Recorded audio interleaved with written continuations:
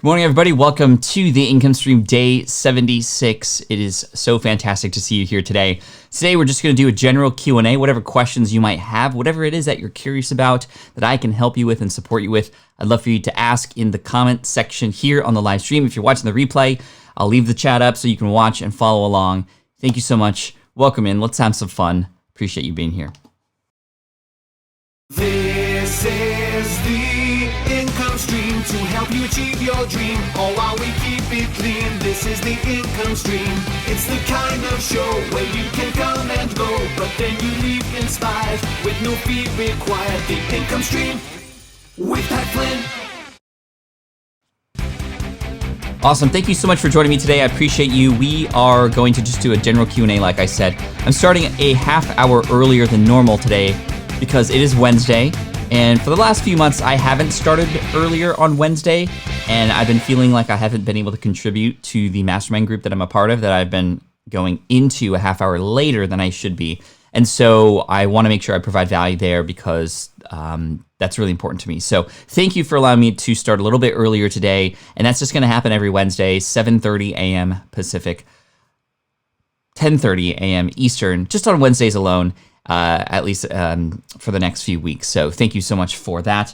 Number two, you might remember over the weekend, we did a Sell Me Sunday. And on Sell Me Sunday, there was a number of sales pages that I reviewed. And so I'd highly recommend you check that out. In fact, I've had a number of people email me and send me private messages saying it was extremely helpful. People have made changes on their pages already and indeed are actually seeing additional income come in as a result of the changes that were made, which is really cool. Now, at the end, I kind of brushed over this because we went over in time, and I really wanted to stay focused a little bit here this morning on the person who I felt had a really strong sales page, who still had some work to do, but remember, I was going to buy that person's product, and that person's product was a book called The Anatomy of Financial Success, Elijah Billel, and I have that book, and I just want to let you know I did buy it. I have started reading it, although I put this aside. I just, for things that I wanted to read about in regards to today's events and the things that are happening in the world right now. So I apologize, Elijah, but I do have the book. I want to say congratulations. I'm very, very proud of you for writing this book and what is mentioned in it and how you've structured it. And from what I've read so far, it is definitely valuable. So I just wanted to give a shout out to you and to the entire crew here, the Quaranteam. Just keep doing the work that you're doing. It matters, and I'm so thankful for you. So there it is right there, which is super cool. All right, so a couple things. Number one, make sure you hit subscribe if you haven't already.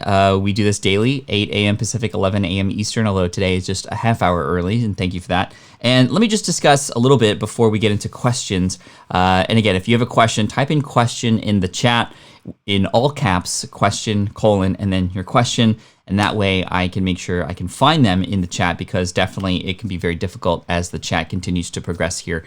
I want to talk about yesterday, day 75. That was a different kind of stream, and I just want to say thank you so much. I woke up and I was watching the chat, and the whole purpose of that was to stand up for injustice, to talk about and to create an open forum for discussion, hopefully in a safer space where there are other like-minded people who are here who come to the show who can have an open discussion. And literally, you guys, I was in tears.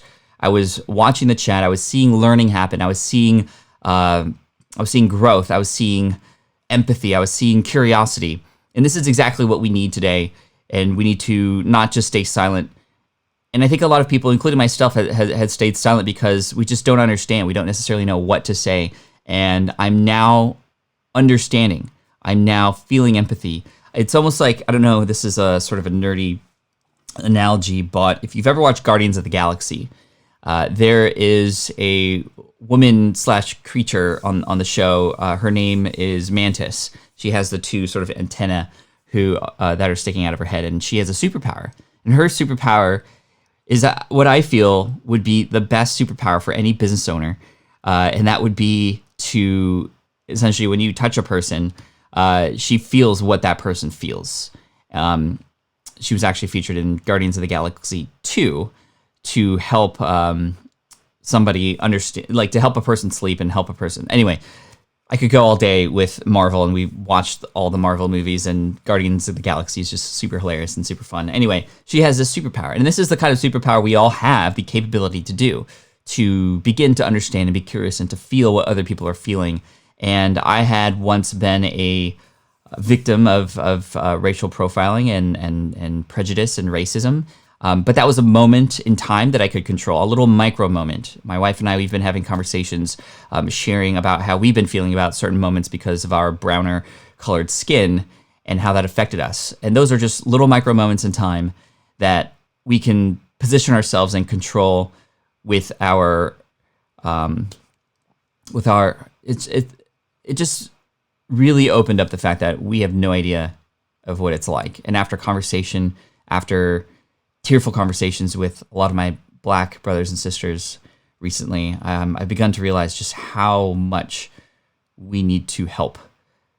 And our privilege is a shield, and we need to use our shield. We need to activate it. We need to equip ourselves to help those who are in need right now. And this is why, yes, all lives matter, for sure. But right now, it's the Black community who needs our help. And so I just want to say that up front and say thank you for yesterday. Thank you for participating. Thank you for showing up. And there were an abnormally large number of thumbs downs as well, which was quite sad to see. But when you stand up for something, you're going to make some people upset, and they might not believe what you believe in. And I think this is an important lesson, not just in business as well, because you need to stand up and show who you are and what you're about so that people can know and have a person that they could feel as an ally. But at the same time, we need to do this in our own lives with our fellow human beings. So thank you.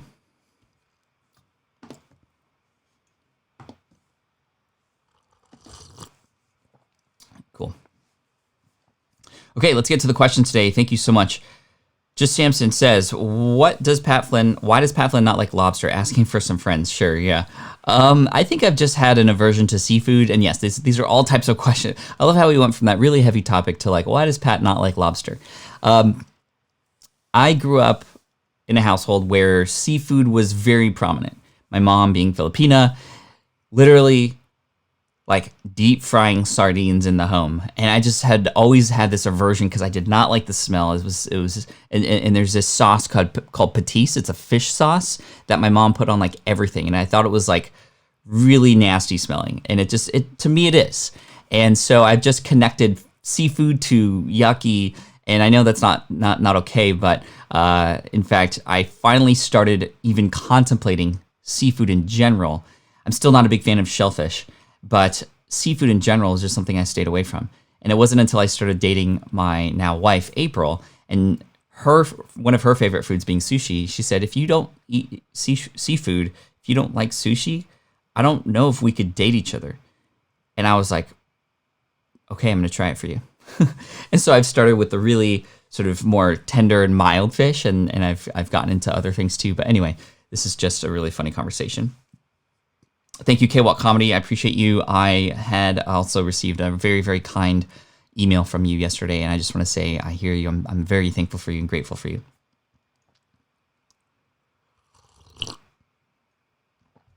Lobster is the cockroach of the sea. The end, says Jonathan. You know what? Jim Gaffigan said the same thing, and that was probably the funniest moment in comedy that I remember seeing. Only seafood I eat is food I see. I like that. Day 75 was epic. Thank you, K-Walk Comedy. Appreciate that. Question from Herment8. I'm trying to promote ClickFunnels One Funnel Away Challenge as an affiliate on Facebook groups, which is a really smart thing for ClickFunnels to do. Is they have this amazing software, and they're encouraging people to do challenges to be able to promote the software, which I think is really cool. Could you give me some tips to generate sales with this promote with this approach? Wow, I'm reading like 5 things at the same time.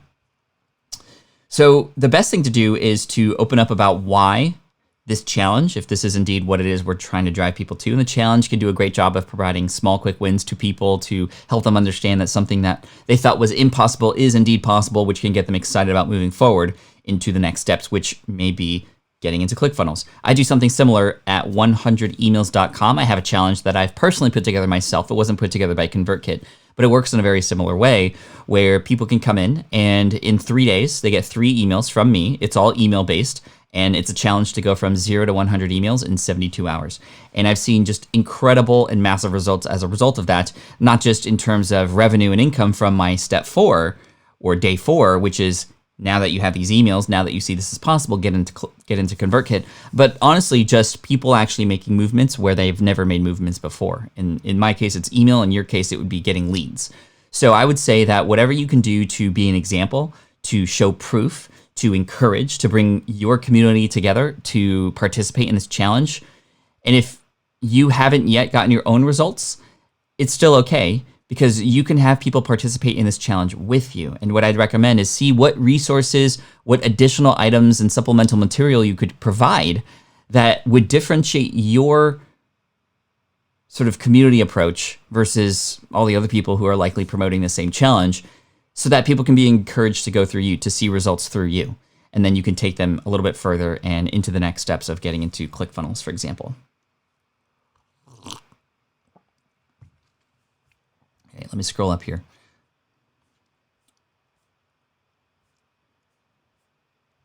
Question from Xenia and Vlada. Why people say Anchor is bad? I somehow resonate with it and would love to use Anchor advice. So Anchor has an interesting history, Xenia and Vlada. And again, Vlada, congrats on your video that you came out recently. I'd recommend everybody check out that. It was a big deal because Vlada had just learned English and she's come out with this video, and you're taking action, and I want to commend you for that. I want to recognize and honor you for that.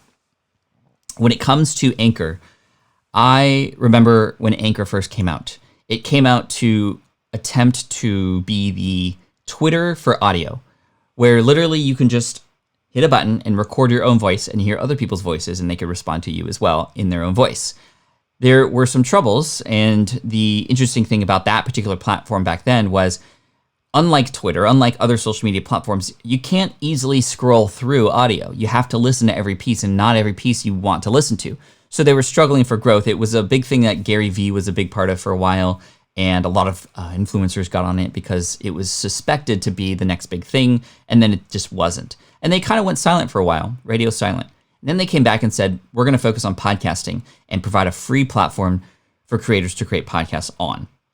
They're also going to provide potentially capability for you to work with advertisers and such, very similar to like Google AdSense, but in the podcast world. What I worry about, what a lot of other podcasters and creators worry about, is number one, they went through a period of time where their terms of service was not necessarily clear in terms of who actually owns the content. And that was a big red flag for a lot of people, because there have been other platforms that were very similar in terms of audio and providing a space to provide audio for free, that had essentially taken over control of people's content to be able to use it in certain ways without offering permission to those creators. Being able to add advertisements for the platform's sake into that audio file without compensation for the creator. So that was a big red flag because it was looking very similar to that. And then they made some corrections and had been very outspoken about what the deal was, and you get to own your content for sure. However, I worry also because it remains free. And when something remains free, you got to wonder, okay, where is this money going to eventually come from? We've seen this before on other social media platforms like Facebook or Instagram, or even here on YouTube, that as you begin to build your audience base, as you begin to create your content, eventually this company that needs to make money because they have investors that they need to pay back, and they had gotten funding and their investors expect a return, and they're on boards to create this and make it happen. There is oftentimes the ability for this platform to then inject methods by which they can generate income that affects our capability to reach our audiences and the experience that our audiences have. So I'm just very conscious to that. SoundCloud was a platform, or is a platform, that highlighted musicians and then opened up their doors to podcasters. And then it was all free. And then eventually they almost went bankrupt. They got a series of funding. Then they almost went bankrupt again. And then they got another series of funding. And then they basically said, okay, there's no money in podcasting right now.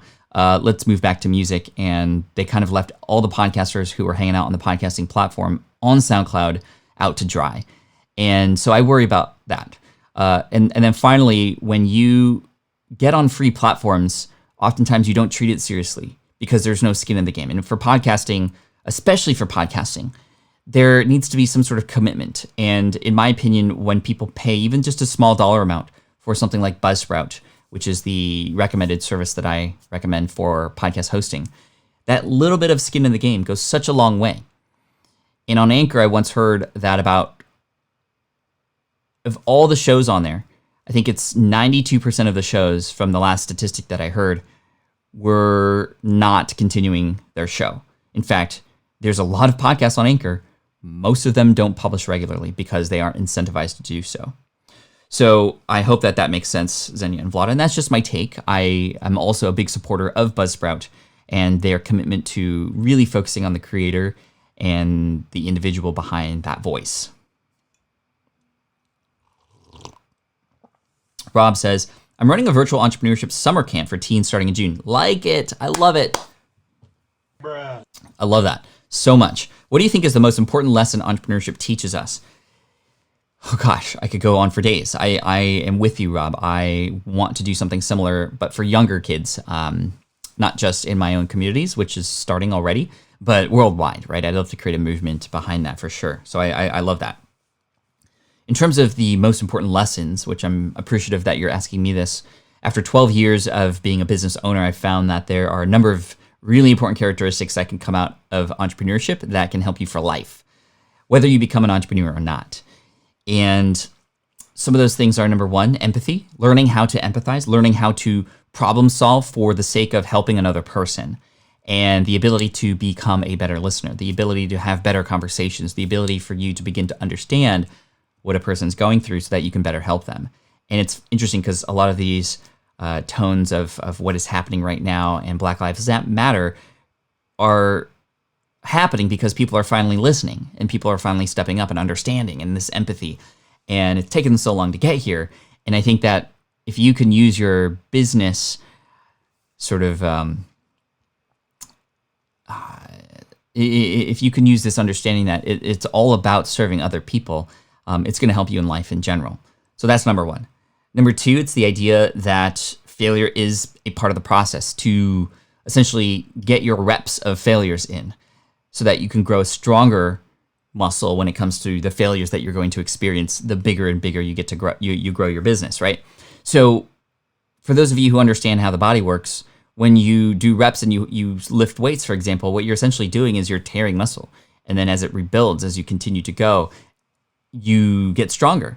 And what you do to continue to gain strength is you keep upping the weight. And in the business sense, that means taking on bigger risks, taking on more weight. And when you can flex your muscles and continue to do your reps there, you're going to get stronger just naturally. And that strength comes from the failures. And so we have to understand that that is a part of the process, and dealing with and understanding failure in order to grow so that we can serve others is really what the idea is there. And then finally, number three, it's the idea of being able to present your ideas to others in ways that can be understood. And this is a massively important topic when it comes to just life in general, because we don't realize it, but we're pitching things all the time. When we're kids, we're pitching to our parents that we want that candy bar. When we are adults, we are pitching to our kids that they need to go to bed at a certain time. And when it comes to business, we're pitching our products, hopefully in exchange for money or other things for what it is that we're offering. So the better that we can understand how to quote unquote pitch, how to present, how to share our ideas in order to positively influence others, this is where amazing change can happen. And it is something that is so beautiful when it begins to click for you that can be used, and that power can be used for such good. And with great power comes obviously great responsibility. But when it comes to your business, that is that's a really amazing thing to have happen and to learn about.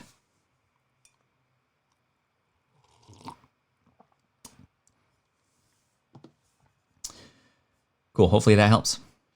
Question from Thurman.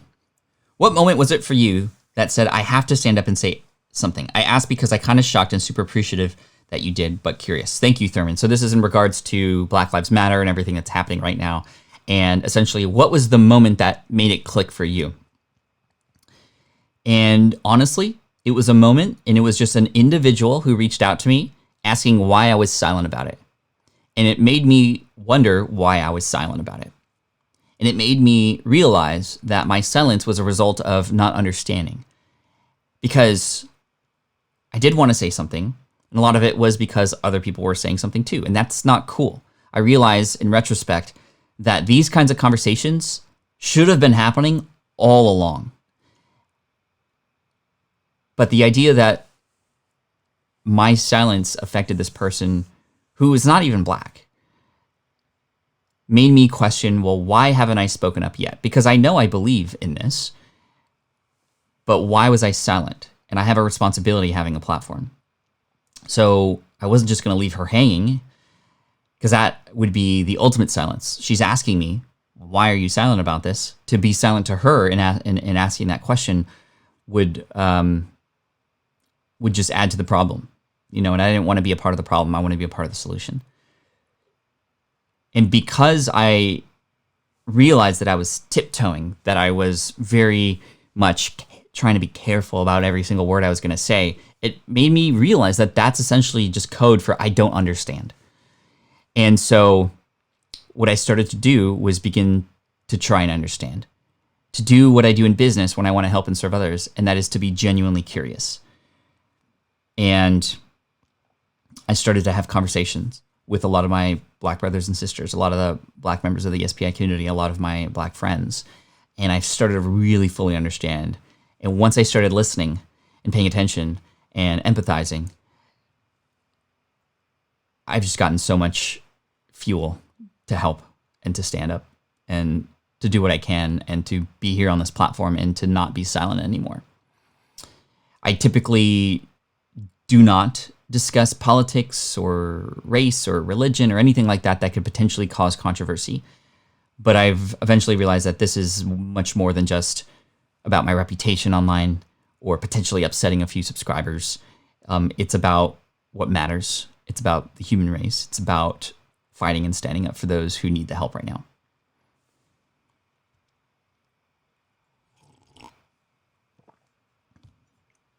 There's also this idea of something that I've learned about recently, which is virtue signaling. Virtue signaling is something that I've never heard about before, but it is becoming very prevalent, and the definition now speaks to me because it's something that I see now, and I could be a part of as well. Virtue signaling is essentially sort of a feigned, or faked, or sort of forced response to essentially position myself as somebody who is a part of this movement, and to essentially just say it so that I can take a position and I can sort of feign my morals during these times. And I think that these messages that are coming out now from people who are finally speaking up are great.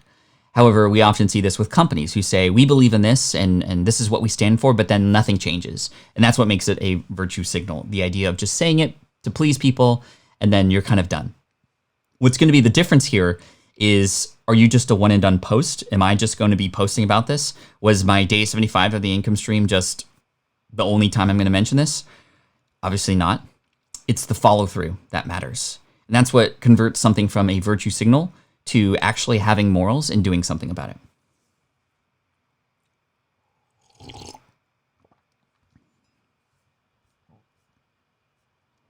One thing that we're going to do on the team, we had quite a beautiful meeting yesterday as a team.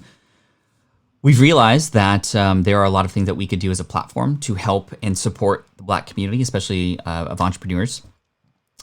We are going to be including within our hiring process a way to make sure that the Black community and other POC, people of color, are included.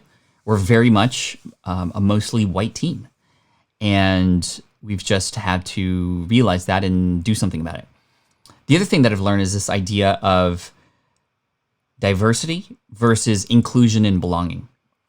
And diversity potentially leading to just tokenism. The idea that, okay, well, hey, we're an all-white team, so we're going to hire a Black person or a person of color so we can check off that box.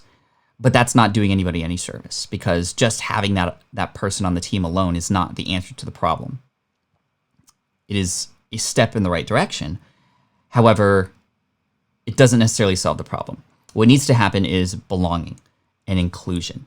And the analogy that I heard yesterday on a post on Amy Porterfield's channel was this idea, and this is an analogy of diversity being just like being invited to the party. That's good. But belonging and inclusion being invited to dance at that party with you. And I really love that. It reminded me of the analogy that I use in Superfans, right? How when I was a kid growing up, I was very small. And I had been invited by my friends who were taller to play basketball with them. And although I was on the court playing basketball with them, I never got past the ball. I was always picked last. I never got a chance to shoot. I was on the court, but I never felt like I belonged. I never felt included. And as a result of that, I actually felt even more distant.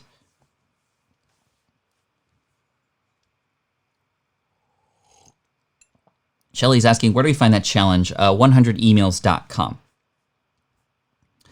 Question, do you remember the first interview you gave? If so, how did it go? So the first interview that I hosted was for Yarrow Starrock from entrepreneursjourney.com, and it was terrible. It was absolutely terrible, and that was my fault because I did not understand the purpose of interviewing. The purpose of interviewing back then for me was, let me just get answers from people to certain questions. And when I eventually realized that interviewing, the process of interviewing is discovery. The process of being an interviewer is uncovering. The purpose of interviewing is to go deeper. Questions that I asked Yarrow, looking back, I'm very embarrassed about. And it's just because it shows, and I'm willing to share this, and I think it's important to share this because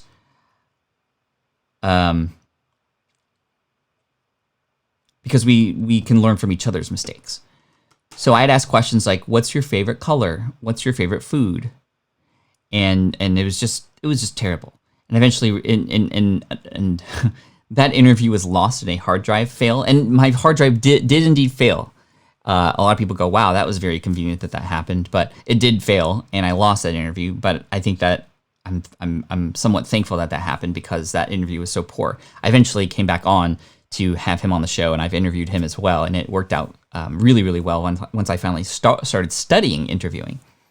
The first interview that I was on somebody else's show was Darren Rouse, pro blogger, and that was a really amazing time because being very nervous and being really excited, but also, I looked up to him and I wanted to provide value. It made me realize that having just a conversation can be so, so valuable. And so the way that I've approached interviews when I host interviews is now I just approach it as a conversation because Darren made me feel very, very comfortable. Darren made me feel like we were just chatting. And that's how I want to feel with the people who come on my show. There was a question that came in from Luke about the 100 emails challenge related to the emails that were supposed to come through. I don't know why they didn't come through to you. Perhaps they came in through spam. But thank you for letting me know. If you'd like to reach out, we do have copies of those emails that we can just literally send to you, help@teamspi.com, and we can do that for sure.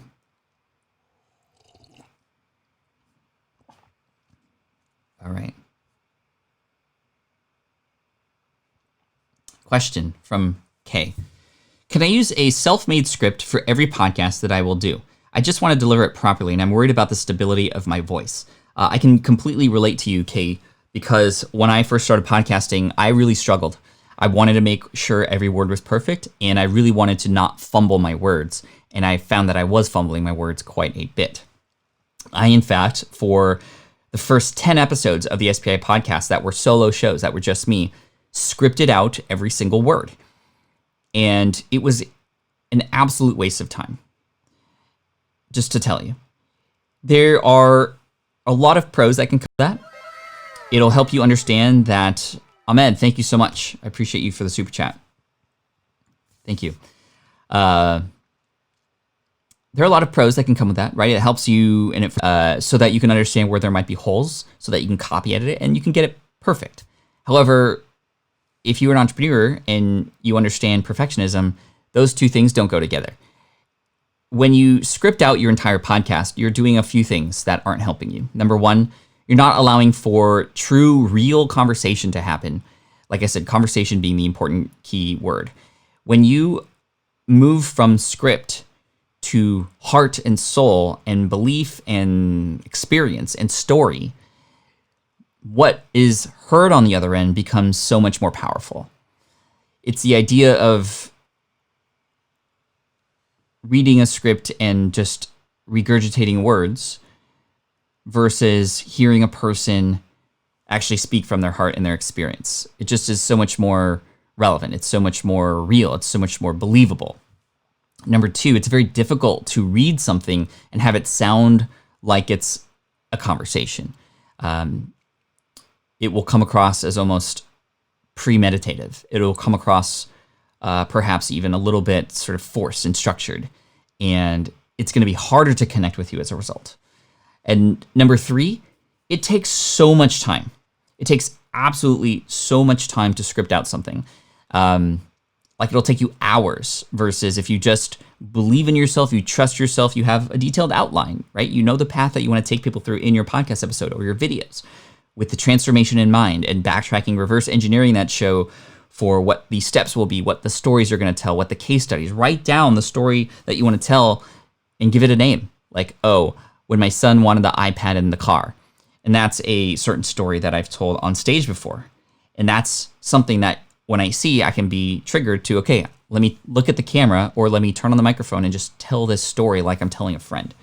And that works really, really well. The other thing that this doesn't allow you to do is to grow as a communicator. And when I finally published my first episode after 3 times recording it, I saw almost immediately, as soon as I started to create more and more content, fantastic growth and much more improvement that I would have ever imagined. So I've just let myself make mistakes. I've let myself fumble my words. And you gain those reps and you get to get stronger over time. And now I'm able to host 76 days of live streams where I'm talking for a whole hour. I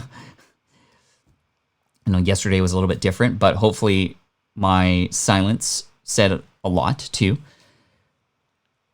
I feel that I have become a communicator I would have never even dreamed I could become. It's helped me, podcasting has helped me become more confident on stage, more confident as a video creator here on YouTube, as somebody doing live streams, and now even in conversations in real life. And I would recommend that you try to be okay with making mistakes and not trying to be worried so much about the stability of your voice, but worry about how much room you're offering yourself to grow.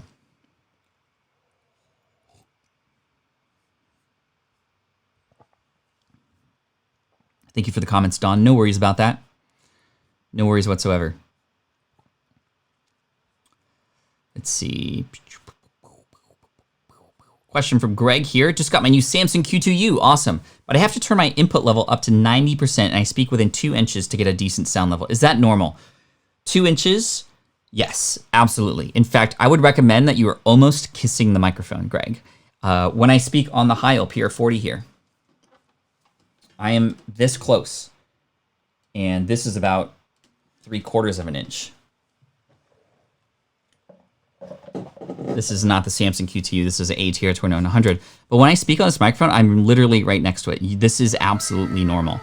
It is not a mic like the Blue Yeti, which you may be familiar with, which is more of one that you sort of put down on the table. There's only one really good mic that I found that sounds really good, that allows you to actually remove yourself from the mic a little bit, and that is the Harman, Harman AKG Lyra, Lyra. And that is a really fantastic microphone. Let me pull out the box for you. I'm absolutely loving this microphone in my tests. It works with the iPad Pro, and this is becoming a front runner in USB microphones. And it's very much, I think, a direct competitor to the Blue Yeti, and it's great for streaming, and it sounds great on the podcast too. You can record. This is not sponsored, by the way. They did send that to me for free, just full disclosure. But this mic allows you to record a conversation. It picks up on that end, and it picks up on this end. So you can have 2 people in the same room, have this right smack dab in the middle. You can be rather far away from it, and it can still pick up really resonant voice. But with the ATR 2100, you have to be like kissing the microphone. And it is something that takes some practice. It can be weird to have this thing like right next to your mouth. And what I do in practice is with this pop filter, or if you have a windscreen or pop filter, I have mine here. What I do is essentially touch my nose on this while I'm recording. That ensures that it's so long as my nose is touching this, that I am at the right distance. And what you get is your absolute best resonant voice. Because you're so close, it sounds more intimate, in fact. And so it is definitely great. So Greg, hopefully that helps. Question from Luke here related to this, being a microphone, is, well, what is what... Hold on, just let me look at this really quick.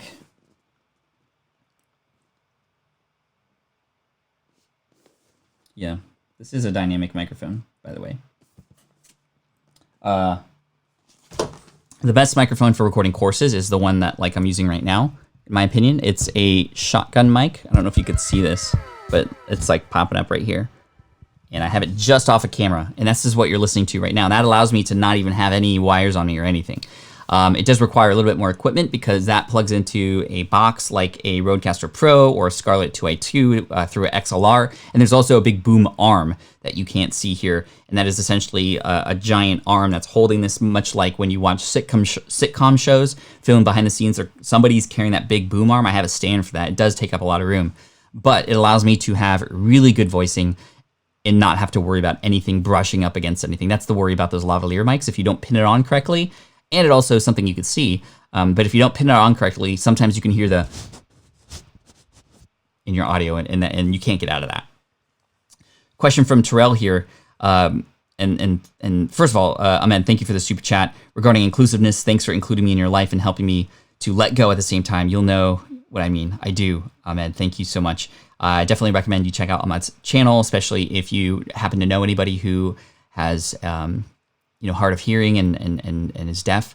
Ahmed's helping the deaf community, and it's just amazing what he's been able to do and how consistent you are. We met in person. We had a nice day in San Diego together, and just amazing, all around great human being. When it comes to, let's see, Terrell's question, let me scroll down. There's a lot of great questions here, and again, I apologize, I will not be able to get to all of them, but let me go to, where's Terrell? There we go. Hi, Pat, what was your favorite gaming console growing up, Nintendo or Sega? Also, what are your 3 favorite games as a child and why? Yes, I love this. So my favorite gaming console was the regular, just old school Nintendo Entertainment System. I was hooked on video games the moment I got one in 1986. And I remember playing Super Mario Brothers. However, one of my favorite games was on that console, and that is Super Mario Brothers 2.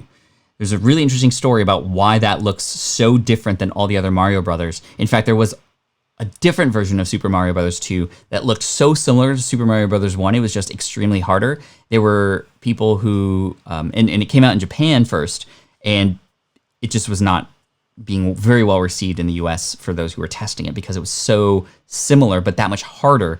And so what Nintendo did was they took a video game that was in creation mode and just essentially put Mario characters in it. And that's why Mario 2 looks the way it does. But it's my absolute favorite. I have very, very fond memories in my childhood playing that game with a lot of friends for hours trying to beat it. And then specifically, I can even remember visually where I was in time as a 7-year-old when I beat that game with my buddy Joseph, who is my best friend in Connecticut, which is where I lived. So Nintendo, but in terms of Nintendo versus Sega, I do have a story about Sega that I remember when PlayStation came out. PlayStation, this was one Christmas in the 1990s, where Sega Saturn was coming out at the same time that, sorry, that's just my text messages. Let me turn this off. Sega Saturn was coming out at the same time that PlayStation was.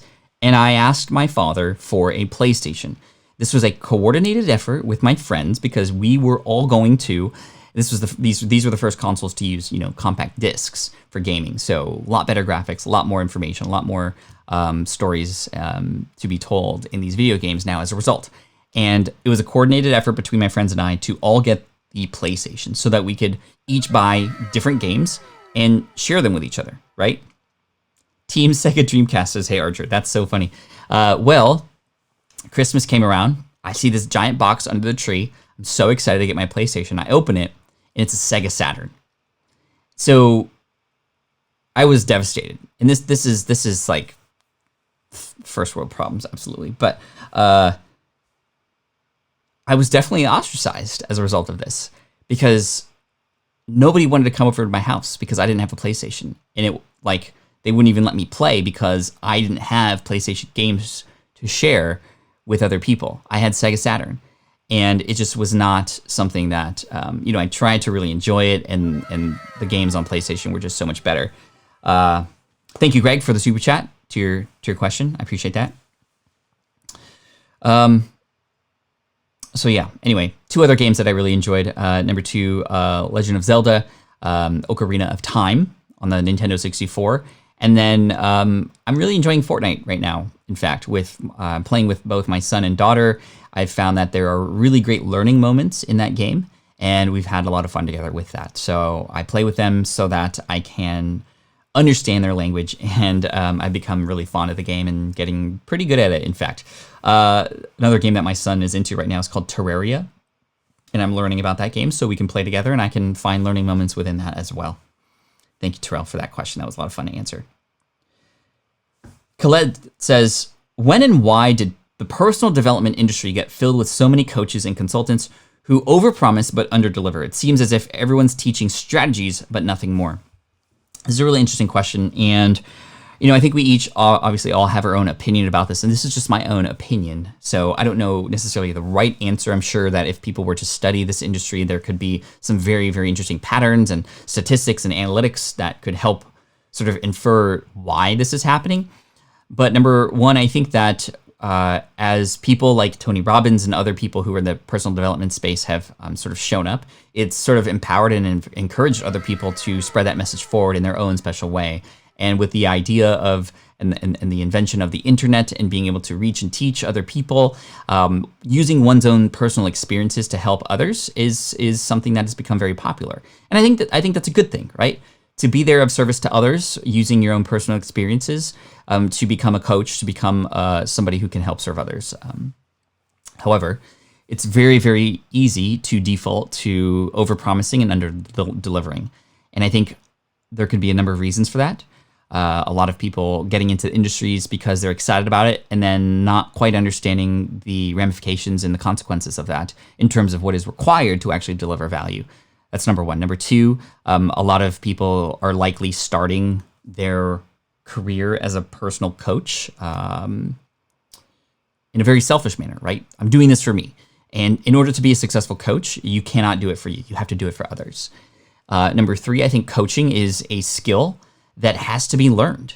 And most people who are coaches, I would assume, do not get formal training to become a coach. There is a book out there I would recommend if you do any sort of coaching, if you want to improve, and that is called The Coaching Habit by Michael Bungay Stanier. And it is by far one of the best reads that I've ever had. It's helped me out in business and in life, in conversations with my kids, my wife, my friends, my colleagues, my students. It is by far one of the best books, most actionable books. In fact, I have a note card. I don't know if you can see these note cards behind me here next to the SwitchPod box. But there are outlines of things that I need to remember from that book there for me so that I never forget when I'm coaching people. And I talk about what I learned a lot in that book here on YouTube and as well as on my podcast.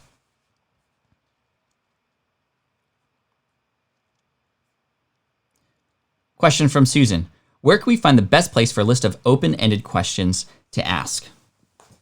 I don't necessarily know if there is a list of open-ended questions to ask anywhere, although there might be some spaces in Google that you might be able to find. I know that in my courses, I have included a number of different questions that people can ask when they're interviewing people. So perhaps in my courses, if you happen to be a part of that. However, I can just run through a few that come across the top of my mind right now that are super easy and are very, very powerful. And you're going to be surprised by these questions. First question. Why? That's it. That is probably the most powerful open-ended question that you can ask. And so when you are asking questions about a particular topic and a person gives you an answer, following up with, well, why do you think that's the case? Or why did you do that? Or why do you think that is? That is a powerful open-ended question that goes from surface level answer to now deeper answer. And to go further, the best interviews are the ones where the interviewer is indeed curious about going further. And in fact, a lot of people who you interview are going to try and be respectful to you, as they should be, to not overspeak, to not overtalk, to give you control over the microphone again, should one feel like they're just talking too much. And I felt that way too. And as an interviewer, if you want to learn more, simply just go, no, keep going. And I think that's another thing. No, so what else happened?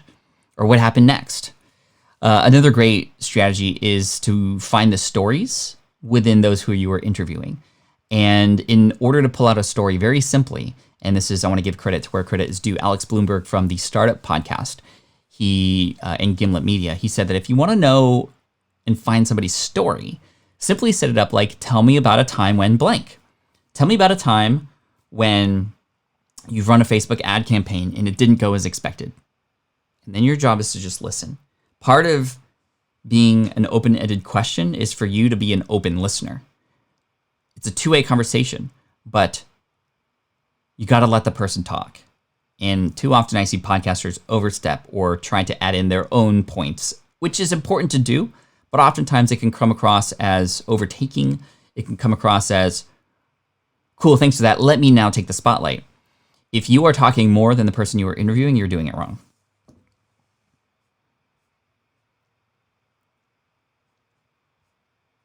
Cool. Let's go. Some more questions. And thank you for the super chats that have come in recently.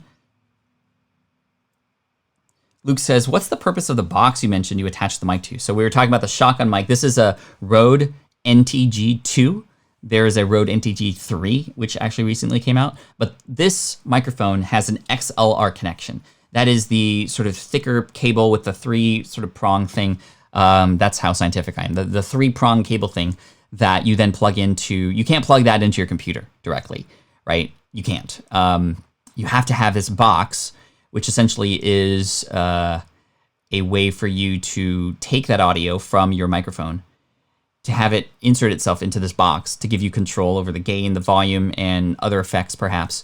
The Rodecaster Pro is one of these boxes like I have here that my audio connects to from the show, for example. And I've actually been using this for my podcast full time now. That box then plugs into your computer, and that's where you capture the audio. That's how you capture the audio. A digital audio interface. Chris said, you said it much better and faster than me. Absolutely. Question, what is the greatest moment in your business career so far that sticks out above all others?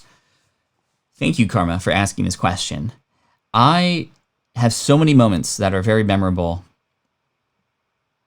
It's very difficult to pinpoint one, but there is one that stands out for sure, and you may have heard this story before.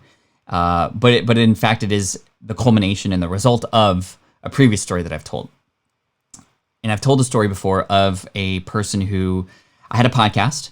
I have this podcast still, but I was about to give up on it. In fact, the Smart Passive Income podcast in 2011, I was very close to giving up because I was feeling the weight of I was feeling the weight of having to come up with new content every single week. And I did not have systems in place. I felt that every time I hit publish, it was a new week of chore to get a new episode up. And it was very much a struggle, especially when my blogging numbers were just completely overtaking the podcast. And it wasn't until really I started to connect and talk to people who had listened to the show did I realize how powerful it was. And that's what kept me going. But in fact, even then, I still was almost close to giving up. And then I got an email from somebody. His name is Michal, Michal, from Poland. And he sent me this message. And the subject line to this message was, please read, you've saved my life. And that's a very good subject line. Don't feel like you have to use a subject line like that to get a person to open an email. Do that if it's true, but don't just use that to weaponize that and to get people to open your emails. Anyway, I had to open that email. And I read it, and it was just massively pages long. And what he did was he told me a story about how he had a terrible accident, was bedridden, couldn't provide for his family anymore because his work required him to work. He actually shared x-rays of his legs that were crushed in this accident that he had when he was snowboarding. And he said he found my show, and I'm paraphrasing here, obviously, and through my words, he was able to get encouraged to get excited about the future again.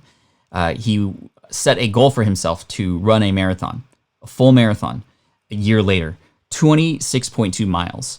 And he worked hard every day. He listened to my show. He said I was his coach. I was physical therapist. Even though I don't teach physical therapy, I was teaching entrepreneurship. And in this email, he included a picture of him crossing the finish line a year and a half later after this accident happened. And he sent me this email soon after this marathon finished. No idea who this person was or that this was even happening this whole time. And this picture was of him crossing the finish line, holding up a sign. And this sign was in Polish, so he translated it for me. It said, "Thank you, God. Thank you to his wife and kids." And right there in big, bold words, "Thank you, Pat Flynn." And literally, I was crying. I could not believe it.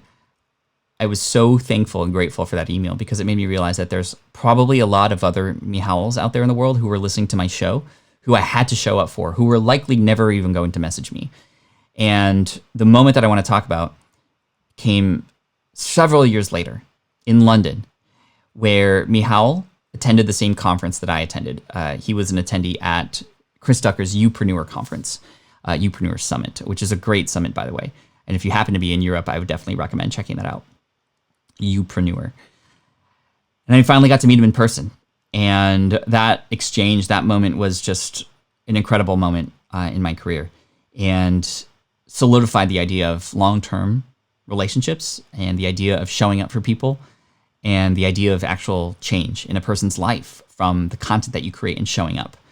And so I vowed ever since that day that I received that email to never give up on my show anymore.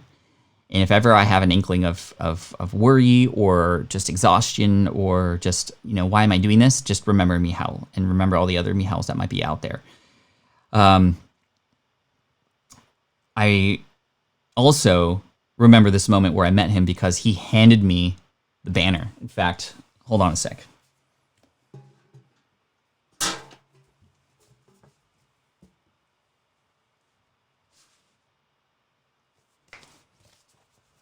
He gave this banner to me.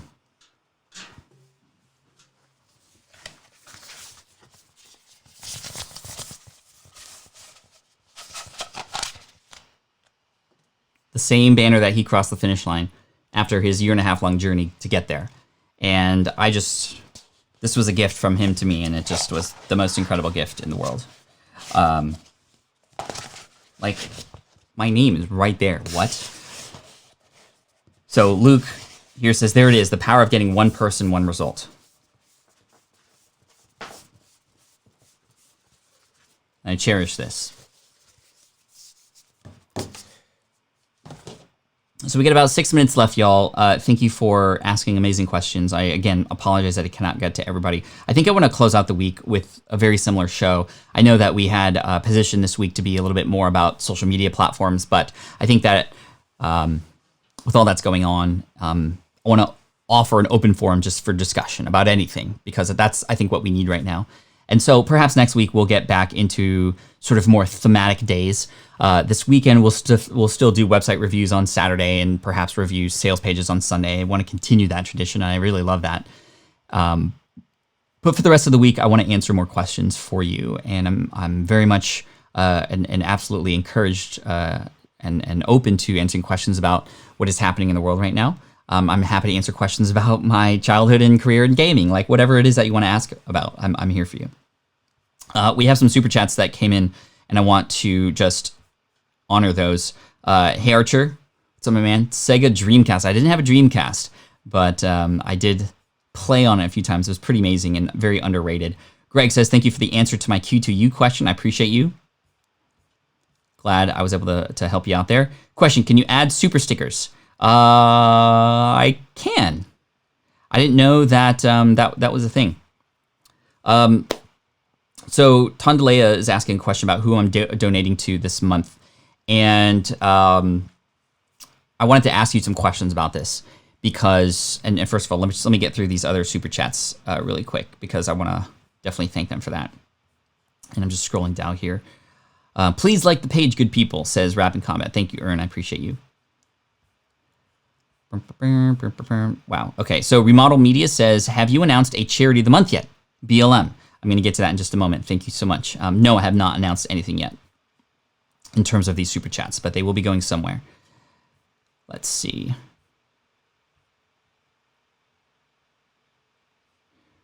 K-Walk Comedy, thank you. We appreciate you and value this space. Hashtag Quaranteam. Hashtag Income Stream. By the way, Pong, the OG video game. My gosh. Yes. Karma says, the greatest moment in my business career that sticks out is the day you responded personally to my message. Wow. Thank you so much. Poor treatment. I see your question.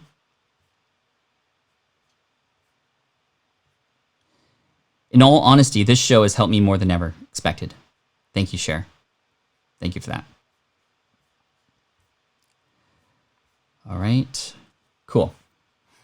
So first of all, let's talk about, is it somebody's birthday today? Happy birthday, I say, says Hecky Deck. Okay. So let's talk about the charity for this month.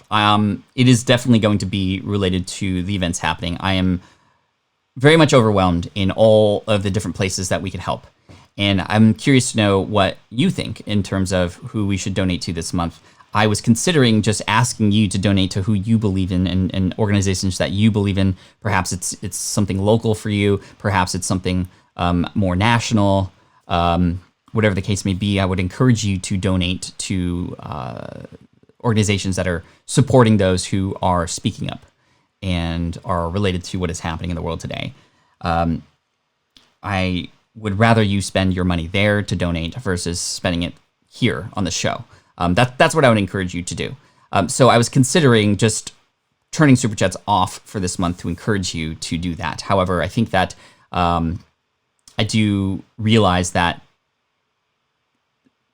it is important for you to also show support for something that you enjoy, like the show. And if I can be there as somebody who can also position myself as somebody who can also find a charity or an organization, I'd love to be there and support that as well. It's definitely going to be about something related to Black Lives Matter, and I'm just going to be taking in the recommendations that come in, and I'll select something that after doing more research and asking more of my friends and family and colleagues, and I want to have my kids understand too. I don't want to make a decision right now, but I want to get the kids involved. I've been getting the kids involved a lot in the conversations that have been happening right now about racism and justice and injustice, and even at 7 and 10, you can see that they're curious, and I think that that's so important.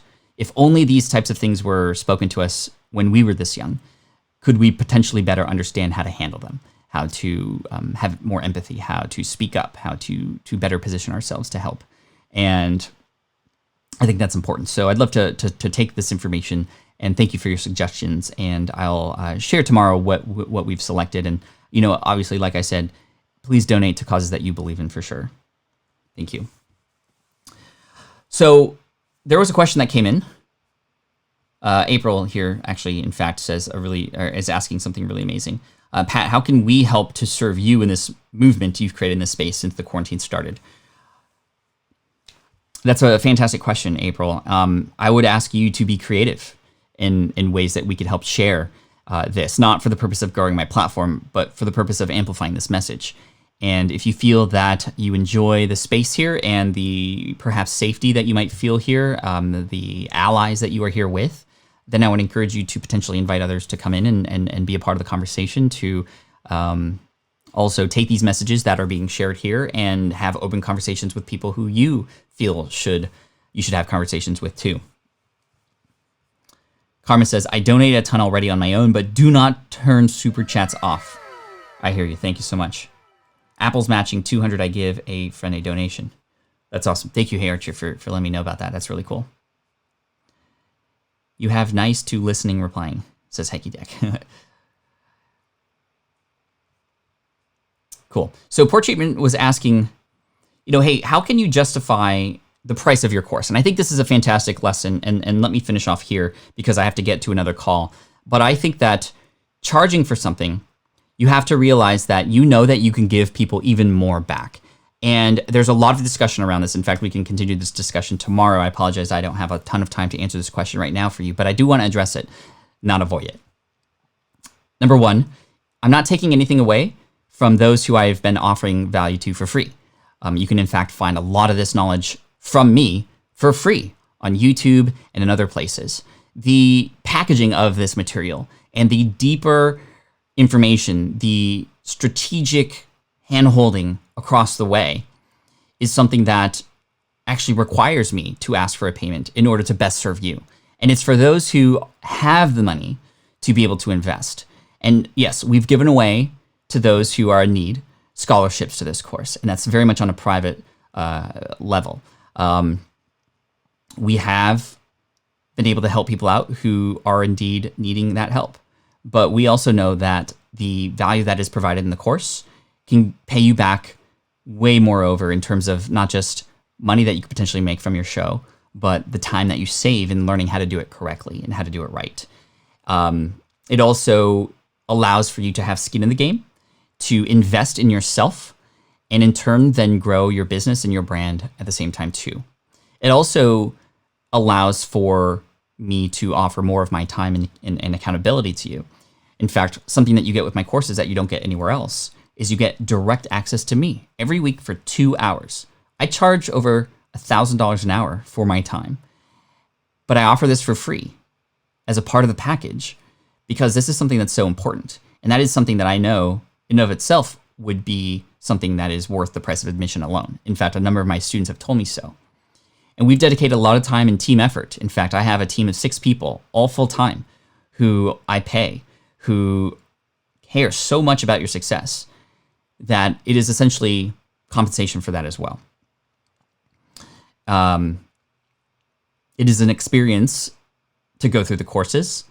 And my favorite, an absolute favorite testimonial that I've ever received, and I receive these kinds of testimonials all the time, is your courses are the only ones that I've ever completed.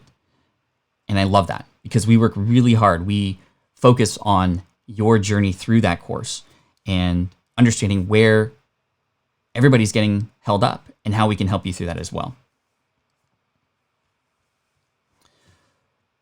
So I hope that that helps answer your question. It's curation, it's access, and it's accountability. It's skin in the game. It's an investment in your future. And in fact, it was a person, his name is Derek Halpern, who basically said, I was doing a disservice to my audience by giving away everything for free. And again, I'm not taking away anything that I had been giving away for free before. I'm adding this in addition for those who want to go deeper, who have the money to invest. You don't get into it. There are other ways that I can help you too. So thank you so much. I appreciate you. And this was a lot of fun. Let's do the same thing tomorrow. Cool? Cool. I'll see you at 8 a.m. Pacific, 11 a.m. Eastern. Go here, patflynn.com/theincomestream. And I'd love to show up for you again tomorrow. Thank you so much. Appreciate your openness. I appreciate your vulnerability here. I appreciate your honesty always and transparency. The more you give that to me, the more I give back to you. And so please continue to stay transparent. Please continue to stay in here. For those of you who are coming in a little bit late, I am ending a little bit early because I started early. I have a meeting I need to go to at 8:30 today, and this will happen on Wednesdays too. But thank you. I appreciate you. I'm dedicated to you. We'll see you tomorrow, day 77 of the Income Stream. Thank you so much. Peace out. This is the income stream to help you achieve your dream, all while we keep it clean. This is the income stream. It's the kind of show where you can come and go, but then you leave inspired with no fee required. The income stream with Pat Flynn. Yo, thank you so much again, Team Flynn, Quaranteam. You are amazing. Team Flynn for the win. But hey, this is Team Human, right? And if you have something to say and you believe in something, say it. Don't stay silent. Thank you so much. I appreciate you.